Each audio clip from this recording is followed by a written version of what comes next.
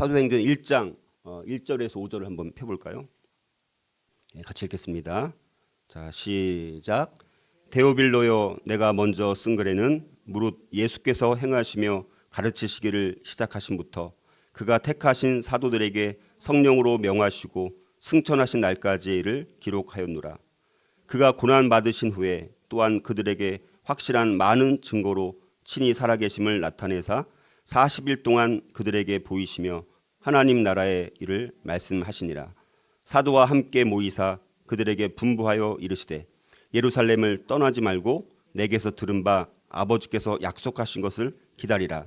요한은 물로 침례를 베풀었으나 너희는 몇 날이 못되어 성령으로 침례를 받으리라 하셨느니라. 아멘. 네, 우리 사도행전을 중심으로 초대교회를 우리가 이제 계속해서 우리 살펴보는데요. 오늘 그 서론 한 번만 조금 더 하고 오늘 읽은 부분 간략하게 우리 살펴보도록 하겠습니다. 자, 우리 신약성경 복음서 이후에 나오는 사도행전과 더불어서 여러 서신서들이 있는데요. 이 부분을 우리가 어떻게 시공간 순서로 초대교회를 살펴볼 수 있는가, 그리고 이런 사도행전 초대교회를 어떻게 하면 좀 더 역동적으로 입체적으로 우리가 볼 수 있을까. 자, 그런 부분들에 대한 오늘 방법론을 반 정도 설명하고요. 나머지 오늘 읽은 부분들을 함께 살펴보고자 합니다. 자, 그래서 전체 이렇게 이제 크게 보면 8가지로 크게는 5가지, 또 세부적으로는 8가지 방법을 통해서 우리가 이 초대교회 그리고 사도행전 바울 서신을 연결해 가지고 우리 이 신약성경 복음서 이후의 내용들을 좀 역동적으로 입체적으로 볼 수 있는 이런 부분들을 함께 살펴보고자 합니다. 간략하게 오늘은 간략하게 살펴보겠습니다. 자, 첫 번째 큰 제목으로는 사도행전과 바울 서신을 어떻게 연결시킬 것인가, 그리고 일반 서신과 이런 요한계시록까지의 이런 적절한 순서를 어떻게 이 순서를 얽혀 있는 이거를 풀어 나갈 것인가. 그 중에서 첫 번째로 초대교회를 사도행전이라는 큰 틀을 가지고 또 이 바울 서신과 연결시키는 우리 작업이 필요합니다. 그리고 기타 일반 서신 등의 적절한 순서를 정해서 초대교회의 역동적인 모습을 살펴보는 시도를 이제 앞으로 계속 이제 우리가 이제 총 190가지입니다. 이 초대교회를 제가 다 정리를 한 190가지로 이제 했는데요. 그 부분들을 190가지를 순서대로 우리가 살펴보려고 합니다. 자, 두 번째는 이제 바울의 편지를 또 쓰여진 순서대로 어떻게 재배열해서 읽느냐. 그래서 우리가 보통 이제 갈라디아서, 데살로니가 전후서, 고린도 전후서, 로마서, 그다음에 옥중 서신이라고 우리가 부르는 에베소서, 빌립보서, 골로새서, 빌레몬서, 그다음에 이제 목회 서신이라고 불리우는 디모데전서, 디도서, 디모데후서. 자, 이런 순서. 그리고 그 중간중간에 사도행전에서는 또 어떤 일이 있었는가? 사도행전에 있었던 일들 가운데 이 편지들은 어떤 맥락에서 쓰여졌는가? 자, 이게 정리하기가 굉장히 어렵습니다. 그렇죠? 우리가 신앙생활을 오래 해도 이게 잘 연결이 안 돼요. 이런 부분들을 우리가 이제 앞으로 살펴보게 될 거고요. 그다음에 이제 크게 또 두 번째는 초대교회를 시간적 연대기와 공간적 이동에 따라 우리가 또 살펴볼 수 있어야 돼요. 자, 그 중에서 첫 번째는 시간적인 연대기 개념으로 초대교회를 어떻게 우리가 볼 수 있느냐. 그래서 우리가 사도행전 1장 8절이 어떻게 보면 이거의 가장 기본적인 토대가 되는 말씀이고 기준이 될 수 있다라고 볼 수가 있습니다. 그래서 시간적으로 어떤 시간에 따라서 초대교회가 역사가 진행됐는지, 그리고 이제 시간적으로 중간중간에 아까 말씀드렸던 사도행전과 더불어서 서신서들이 어떻게 연결되는가, 이런 부분들을 이제 시간적 연대기 개념으로 우리가 살펴보는 것이고요. 또 하나는 이제 지리적인 공간적 장소의 이동에 따라서 초대교회를 살펴보는 겁니다. 자, 그래서 지금 일어나는 이 사건이 지금 어디서 일어나고 있는 것인가. 그래서 그 장소가 또 매우 중요합니다. 그리고 이제는 이제 예루살렘으로부터 해서 온 유대, 사마리아, 땅끝까지 지리적으로 어떻게 복음이 확장되어 갔는가. 자, 이런 관점으로 우리가 또 볼 수 있는 거예요. 자, 그리고 크게 세 번째로는 초대교회를 또 사회적, 역사적 관점, 실제 역사 인물과 역사가들의 도움으로 또 살펴보는 방법인데, 그 중에 이제 하나는 초대교회를 이해하기 위해서 사회적인 배경을 가지고 있는 거예요. 그러니까 초대교회 때 어떤 사회적인 배경이 있었는가, 그리고 어떤 실제 역사적 인물, 거기 뭐 헤롯이 나오고 뭐 이런 동일한 인물들이 나오기도 하고 뭐 이런 인물들이 허구의 인물이 아니라 실제 역사 속에 있었던 사람들이잖아요. 이제 그런 것과 이제 연결시키는 것이고, 또 초대교회 또 배경과 함께 살펴보는 그런 방법이 있습니다. 자, 그리고 이제 또 그 중에 또 두 번째는 초대교회를 정확하게 이해하기 위해서 역사적 관점으로 살펴보는, 아까 말씀드렸던 뭐 헤롯 안티파스가 또 있고 헤롯 아그리빠가 나오고 뭐 이렇게 나옵니다. 그다음에 바울이 또 언제 회심했는가, 또 언제 뭐 또 순교했는가, 아니면 또 유세비우스라는 교회사가가 쓴 교회사 이런 걸 통해서 또 참고할 수도 있고. 자, 그래서 초대교회를 정확하게 이해하기 위해서는 그런 역사적 관점으로 살펴보면 우리가 이제 그 당시 사회적인 맥락과 더불어서 우리가 좀 더 이 성경 이해를 하는데 도움이 될 수 있다라는 것입니다. 그리고 이제 큰 네 번째로는 초대교회를 등장인물과 플롯 등의 문학적인 렌즈로 또 살펴보는 것입니다. 여러분들 우리 사도행전이라든가 뭐 복음서도 그렇지만 굉장히 이야기로 보면 훨씬 더 재미가 있습니다. 그렇죠? 성경이 딱딱한 이야기가 아니라 우리 삶의 내용이 그대로 막 이야기로 되어 있습니다. 그래서 이제 그 중에 뭐 서사 비평이라는 게 있어요. 여러분들도 TV나 드라마나 영화를 볼 때 그 드라마, TV를 재밌게 하는 요소가 뭡니까? 여러분들 어떤 드라마가 재밌어요? 그냥 밋밋하고 뭐 갈등 구조도 없고 그냥 뭐 모든 게 그냥 아무런 느낌 없이 흘러가는 드라마가, 영화가 재밌어요? 아니면 수많은 갈등이 막 발생을 하는데 아주 그냥 역동적으로 그 갈등을 또 등장인물들이 어떻게 잘 풀어나가는지, 어떻게 또 등장인물들이 다 갈등 가운데 또 어려움을 당하다가 어떻게 그걸 풀어나가는지, 그걸 이제 플롯이라고 하는 거거든요. 플롯. 그런 것들을 관점으로 보면 우리가 이제 성경도 마찬가지입니다, 여러분들. 사도행전에 보면 사도행전의 이 복음의 역사가 모든 게 그냥 형통하게 잘 흘러가요? 아니면 뭐 핍박도 있고 어려움도 일어나고 어떻습니까? 수많은 고난과 핍박과 박해와 또 순교, 또 그거를 하나님의 또 성령의 역사로 또 풀어나가고, 이런 것이 플롯처럼 갈등 구조로 이렇게 올라갔다 내려갔다 이렇게 이제 흘러가거든요. 그렇게 이제 보면 훨씬 더 이 사도행전 하나님께서 어떻게 그 고난과 갈등들을 우리가 헤쳐나갈 수 있도록 성령께서 일하시고 역사를 하시는지, 자, 이런 부분들을 우리가 또 보면 훨씬 더 성경을 역동적으로 볼 수가 있게 되는 것이죠.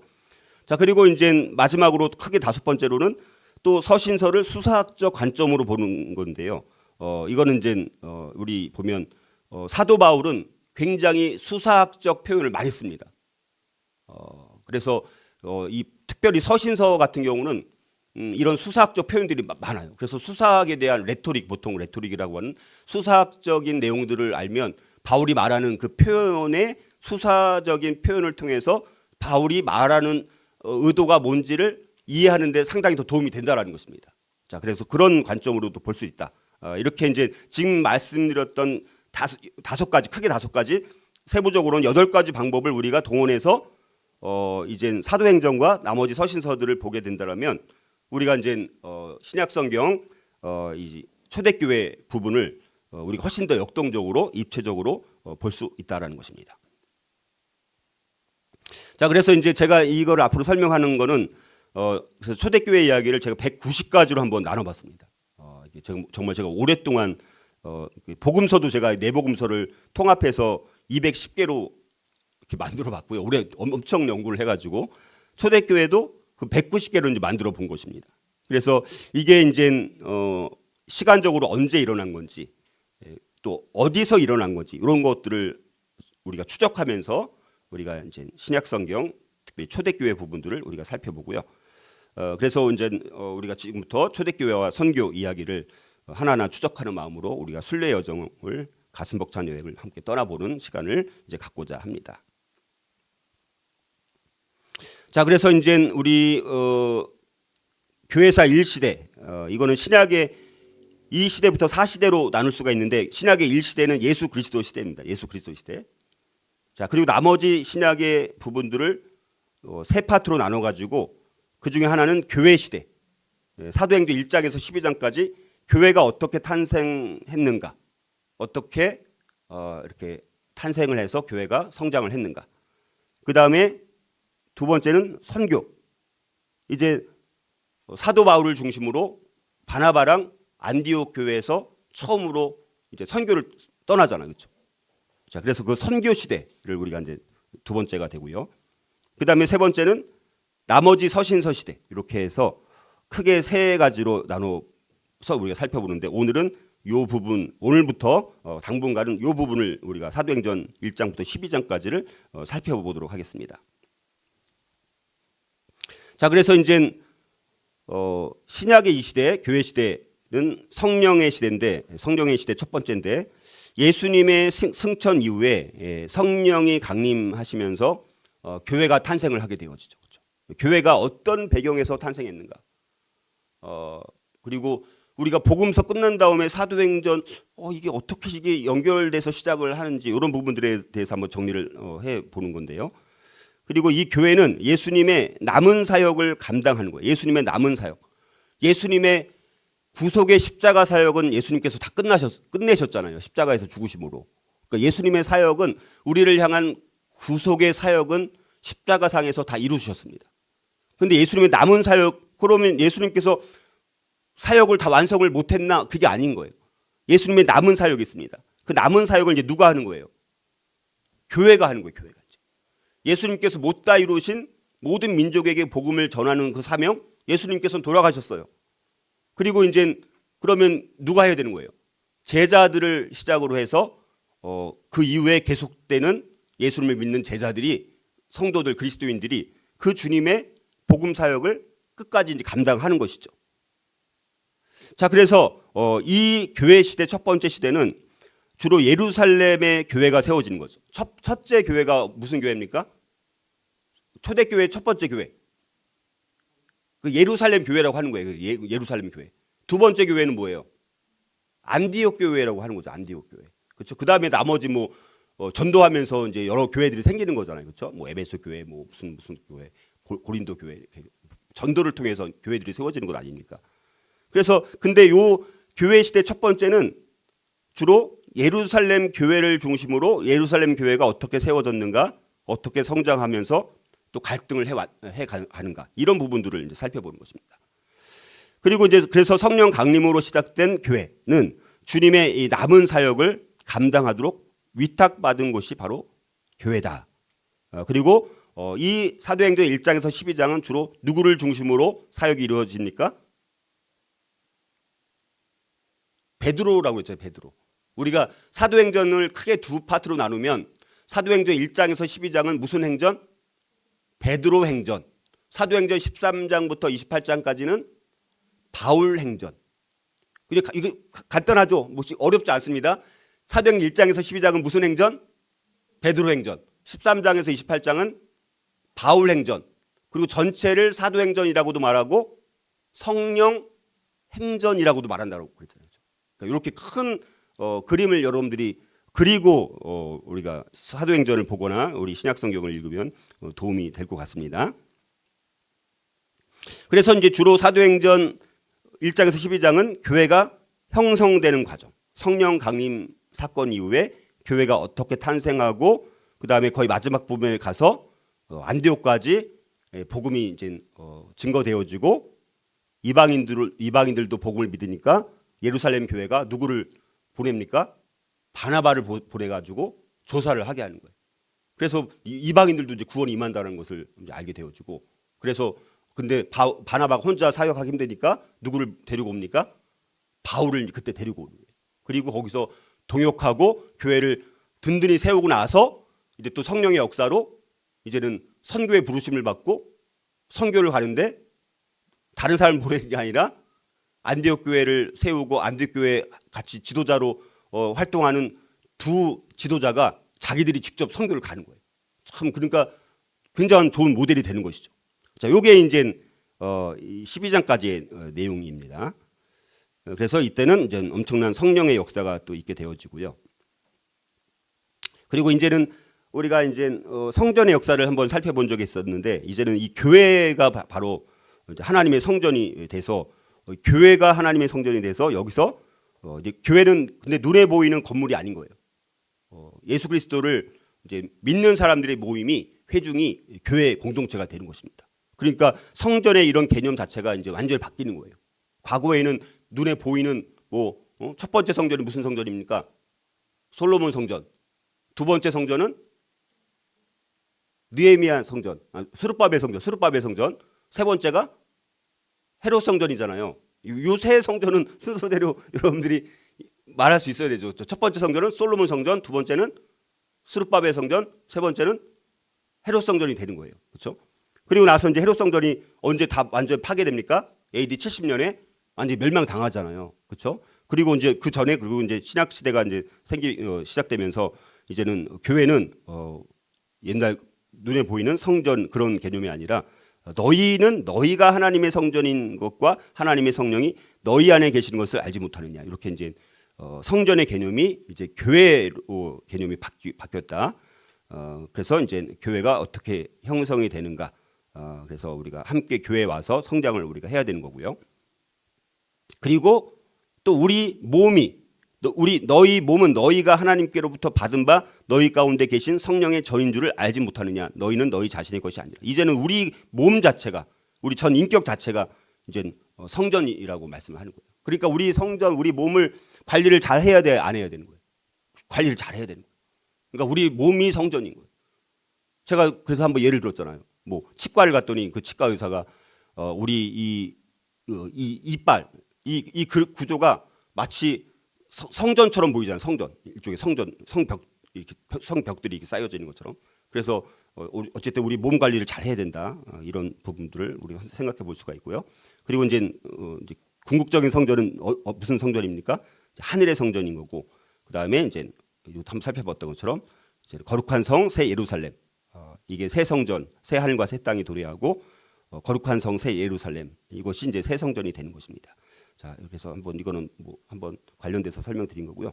그래서 이제 이 사도행전을 중심으로 초대교회의 핵심 지도자들은 누굽니까? 바울과 이제 베드로가 되는 거예요. 베드로와 바울.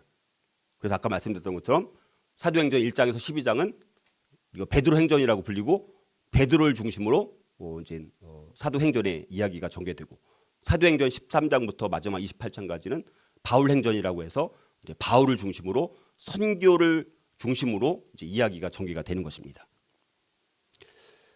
자, 그래서 또 이거를 또 일부로 이제 나눠서 몇 부로 이제 나눠서 하는데 첫 번째 부분을 살펴보고 이제 신약의 제2시대 교회 시대 이제 교회가 탄생하기 전 그리고 교회가 탄생하는 과정을 이제 살펴보는 것입니다.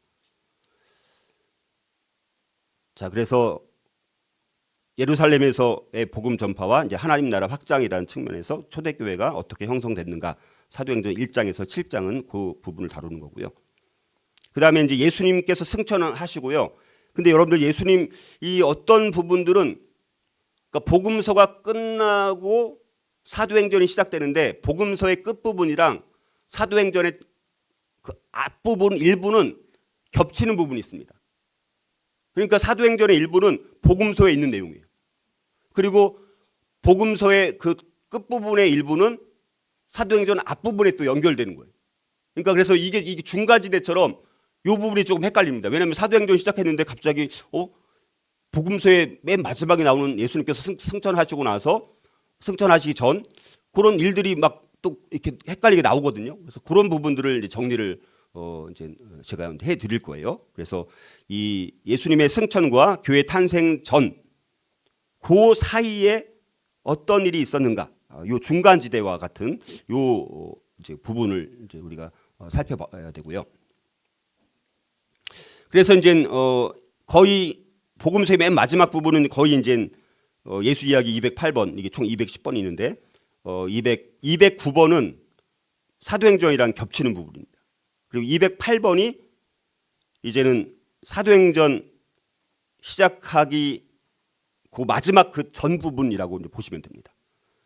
그래서 제자들에게 나타나셔가지고 우리가 보통 마태복음 28장 18절에서 해당되는 위대한 지상 명령, 우리가 이거를 기억하시는데 예수님께서 또 나타나셔갖고 사명을 또 주십니다. 그게 이제 누가복음 24장 44절에서 49절에 또 나옵니다. 그리고 그 뒤에 보면 이렇게 나옵니다.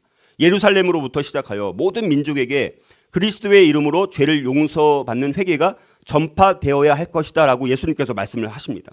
그러니까 승천하시기 전에 아직 승천하시기 전에 말씀하신 거예요. 부활하시고 나서. 그러니까 이건 아마 거의 여기 시간표 나온 것처럼 부활주일 일주일 그 이후, 그리고 승천 바로 이전, 오순절 바로 이전, 그 거의 끝부분쯤에 예수님께서 제자들에게 나타나셔갖고 말씀을 하신 거예요. 그러니까 이미 사도행전 1장 8절 우리가 잘 아는 말씀, 오직 성령이 너희에게 임하시면 너희가 권능을 받고 예루살렘과 온 유대와 사마리아와 온 땅끝까지 이르러 내 증인이 되리라 말씀하신 그것과 비슷한 말씀이 여기 이미 또 나오는 거예요. 누가복음에. 자, 그리고 나서 이제 이렇게 전파되어야 할 것이다. 이런 일이 일어날 것이다. 예루살렘으로부터 시작돼서 이제는 뭐예요? 여기가 그걸 또 포함된 거예요. 온 유대와 사마리아와 땅 끝까지 여기 이제 모든 민족에게 그리스도의 이름으로 죄를 용서받는 회개가 전파되어야 할 것이다. 이렇게 말씀하는 거예요. 그리고 나서 이제 그러려면 어떤 일이 일어나야 되는가? 그게 이제 누가복음 24장 49절 요 부분에서 마지막 부분에서 말씀하시는 게 뭡니까? 볼지어다 내가 내 아버지께서 약속하신 것을 너희에게 보내리니 너희는 위로부터 능력으로 입혀질 때까지 이 성에 머물라 하시니라. 이렇게 이제 말씀하십니다.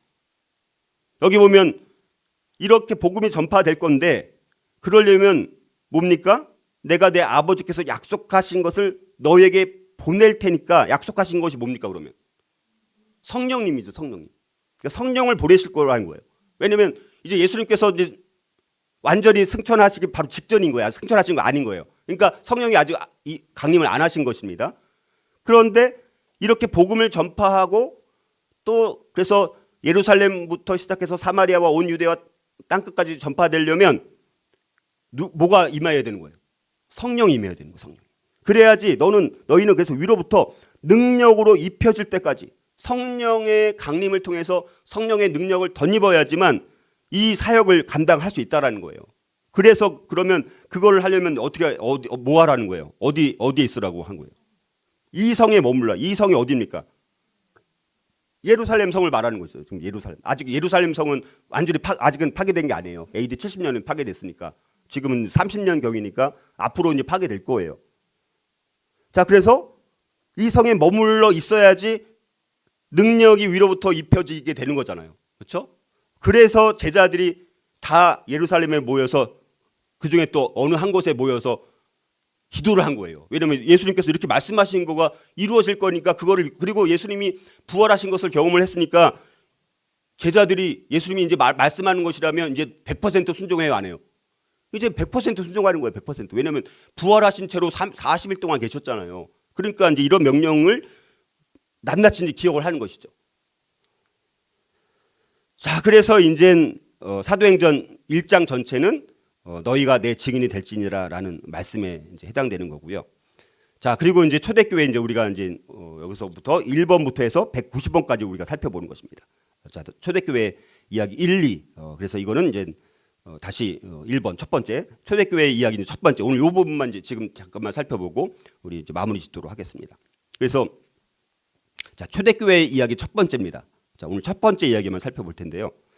누가가 사도행전을 기록한 그 배경, 목적, 누구에게 보냈는가? 요게 이제 누가의 서론 같은 부분입니다. 그러니까 사도행전의 전체 서론이에요, 서론. 근데 여러분들 서론이 중요해, 안 중요합니까? 서론은 중요해요. 왜냐면 어떤 책에 어떤 논문의 서론 부분들은 이미 거기에 결론 같은 게 이미 나와 있는 거예요. 그리고 이 논문이라든가 이 책을 어떤 목적으로 쓰는지가 밝혀져 있는 게 서론입니다. 그러니까 이 5구절은 그런 면에서 굉장히 중요한 거예요. 그래서 앞으로 이 사도행전이 어떻게 기록될지에 대한 방향성을 제시해주는 부분이라고 할 수가 있는 것이죠. 그렇죠? 그러니까 우리가 이런 것들을 맥락을 알고 성경을 읽으면 성경이 이제 훨씬 더 역동적으로 입체적으로 여러분들에게 마음에 와닿게 이해가 되는 것입니다. 우리가 그래서 이거를 앞으로 계속 살펴보면 우리가 앞으로 저와 여러분이 이 사도행전과 나머지 서신서들을 훨씬 더 그 전보다는 더 입체적으로 컬러풀하게 역동적으로 볼 수 있는 눈이 생겨서 여러분들이 이제 성경을 훨씬 더 전보다 잘 깨닫고 이해할 수 있는 그런 이제 은혜가 정말 있었으면 좋겠습니다. 자, 그래서 이제 오늘 우리가 살펴볼 초대교회 이야기 첫 번째는 누가의 서원에 해당되는 것입니다. 그래서 사도들의 이제 행적, 새로운 구조로 교회가 출발하는 내용, 그래서 교회가 시작되는 부분과 시간적인 배경이 어떤 배경이냐, 자, 이렇게 이제 우리가 볼 수가 있습니다. 자, 그래서 이제 우리가 여러분들 여기 초대교회 뭐 일부 예배드린 모습이라든가 이제 이렇게 함께 모여 있는 이런 그림인데요.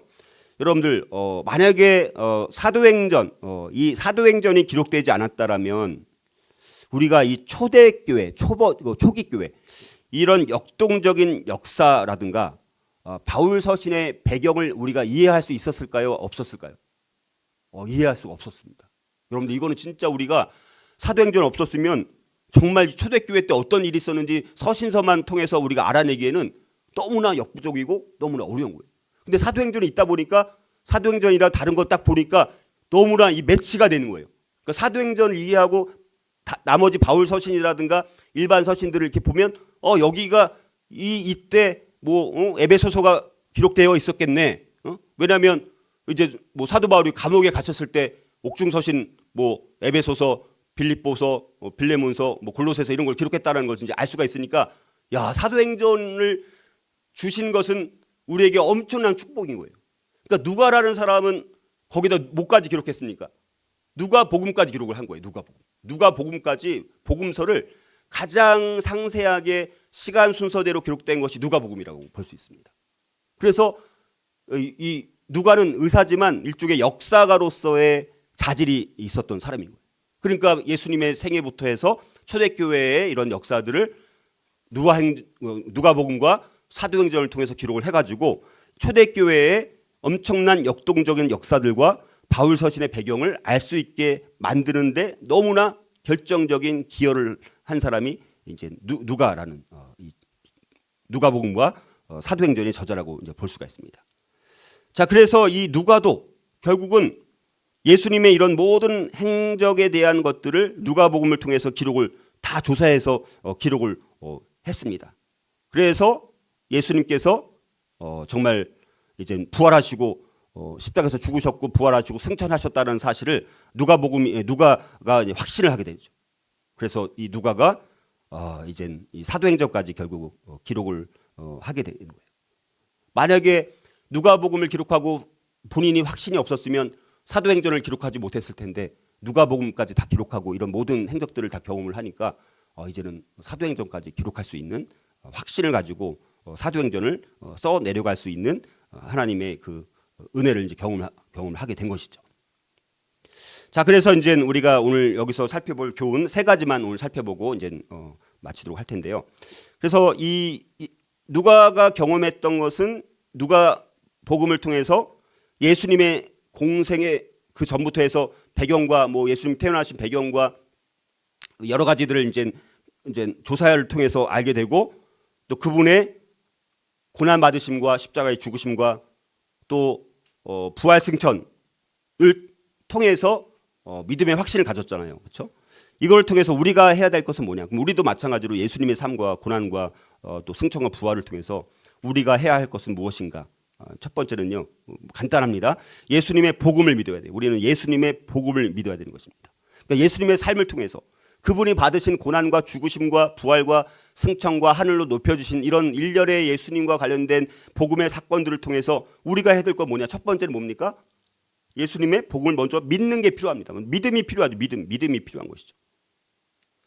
그래서 이제 사도행전 누가복음은 이제 우리 누가가 기록한 책의 전편이 누가복음이고 후편은 사도행전. 그러니까 누가복음, 사도행전은 서로 연결성이 굉장히 많이 있는 거죠. 연결점이 굉장히 많이 있습니다.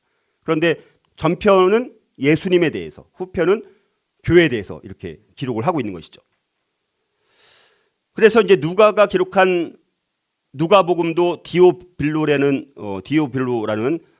이제 사람한테 보낸 것입니다. 그래서 그 편지가 내용이 뭡니까? 누가복음 내용이 예수님께서 탄생을 하셨는데 우리를 구원하기 위해서 오신 예수님이라는 거. 그분의 사역은 많은 기적을 행하시고 제자들을 가르치신 예수님에 대해서 기록을 하고 있고, 또 고난, 죄인들을 구원하시기 위해서 예수님께서 십자가를 지신 예수님이다. 그리고 죽음을 이기고 다시 부활하신 예수님이라는 것을 데오빌로에게 기록을 해서 데오빌로라는 사람으로 하여금 믿게 만드는 역할을 누가가 했던 것이죠. 그리고 마찬가지로 사도행전도 또 디오빌로에게 또 두 번째로 후편을 기록해서 썼습니다. 그 내용이 뭐냐? 승천.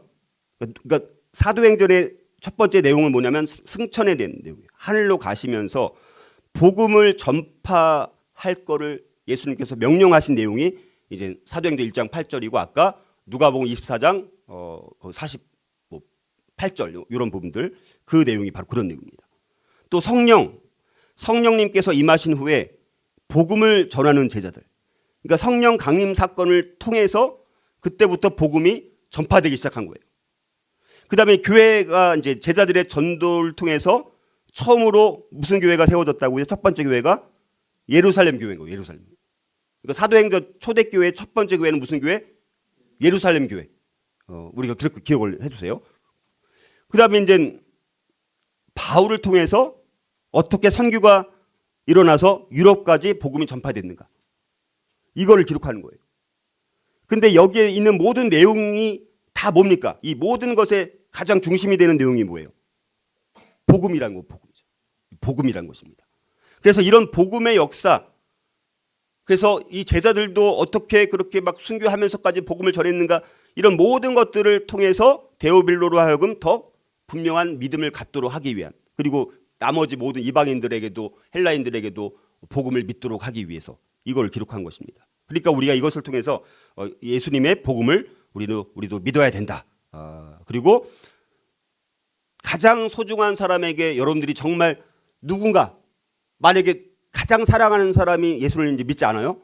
근데 이제 자기가 죽게 됐습니다. 예를 들어서. 그러면 그 자기가 제일 사랑하는 사람한테 마지막으로 여러분들이 유언을 남긴다면 무슨 유언을 남기고 싶습니까, 여러분들이? 일종의 그런 거예요, 일종의.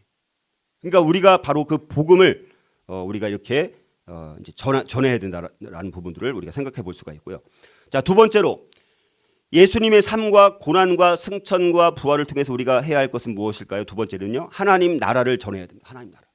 자, 하나님 나라를 전해야 된다는 거예요. 자, 이거는 무슨 말입니까, 여러분들?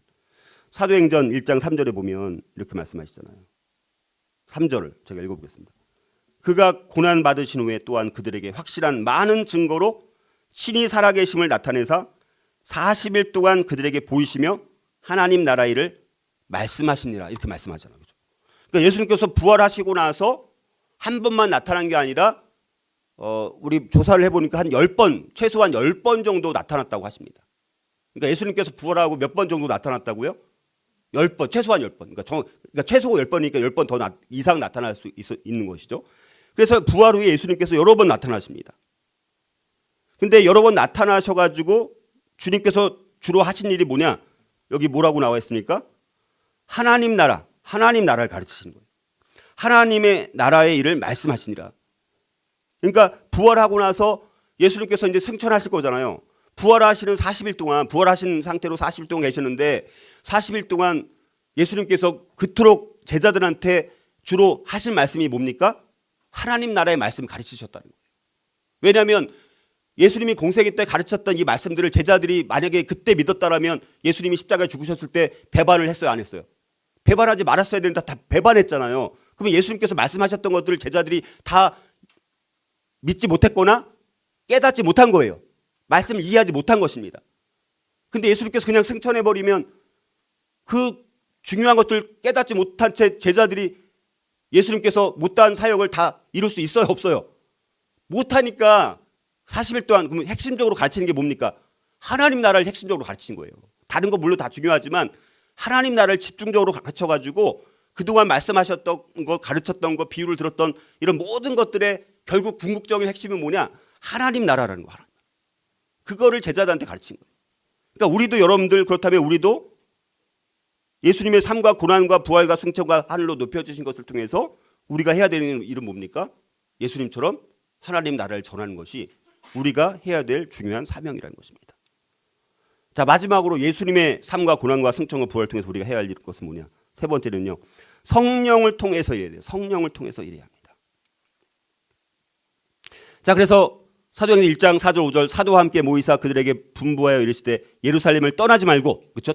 예루살렘을 떠나지 말고 내게서 들은 바 아버지께서 약속하신 것을 기다리라. 요한은 물로 침례를 베풀었으나 너희는 몇 날이 못 되어서 뭘로 침례를 받으리라? 성령으로 침례를 받으리라.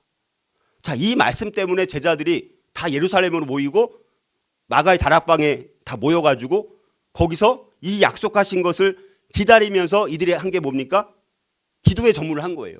하나님께서 약속하신 것을 보낸다고 약속하셨고 너희들은 기다리라고 말씀하신 거예요. 그래서 제자들이 이 말씀을 믿고 이제는 옛날에 같았으면 아유 이거는 있을 수 일어나지 않는 일이야 하고 아마 다 흩어졌을 텐데 이제 부활하신 예수님을 40일간 같이 만나고 이런 걸 다 듣고 이렇게 하다 보니까 이제는 예수님께서 말씀하신 것이라면 이제 무조건 100% 믿어야 아니면 100% 안 믿습니까? 100% 믿는 거예요. 그러니까 여기에 막 다 모여가지고 마가의 다락방에 모여가지고 막 기도에 막 전무하면서 찬양하고 기도하면서 그렇게 뜨겁게 막 마가의 다락방에서 모여서 막 그렇게 하니까 그때 성령 강림이 돼서 거기서 예루살렘 교회가 탄생하게 됐다라는 것입니다. 그러니까 여러분들 이걸 통해서 우리는 뭐를 통해서 일해야 된다는 거예요. 성령을 통해서 일해야 되는 거예요. 성령 통해서. 그래서 그 다음에 성령 강림, 오순절 성령 강림 사건이 마가의 다락방에서 일어난 것입니다. 그리고 그래서 나머지 사도행전의 그 전체 내용을 또 뭐라고 부른다고요? 성령 행전인 거예요. 성령. 제자들이 그렇게 막 엄청나게 사역을 하고 뭐 전도하고 순교하고 이렇게 했었던 거는 뭐 때문에 가능했어요? 성령의 능력을 덧입어서 그게 가능했다라는 것입니다. 그거를 기록했기 때문에 사도행전은 사도들의 행적을 기록한 사도행전이라고 말하기도 하고 성령 행전이라고도 말하는 이유는 성령이 사도행전에 가장 많이 나오는 핵심 단어가 성령이기 때문에 그리고 증인이기 때문에 그래서 우리가 이런 부분들을 통해서 우리가 이제 세 가지를 우리가 살펴본 이 삶이 저와 여러분들의 삶이 될 수 있었으면 좋겠고요.